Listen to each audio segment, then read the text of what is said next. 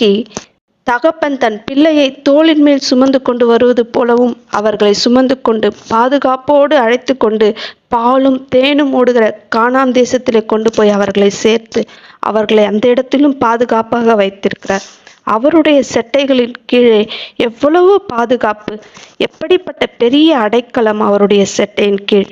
இரண்டாவது கேள்வி, எலிமெலேக்குக்கு எத்தனை குமாரர்கள்?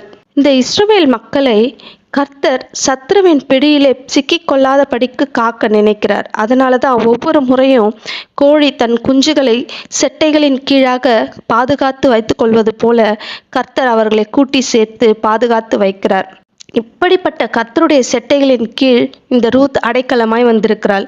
கோழியின் செட்டைகளின் கீழ் அவ்வளவு பெரிய பாதுகாப்பு இருக்குமானால் நம்முடைய தேவனாகிய கர்த்தருடைய செட்டைகளின் கீழ் நாம் எந்த அளவுக்கு பாதுகாப்பாக இருக்க முடியும் என்று யோசித்து பாருங்கள். இப்போ போவாசு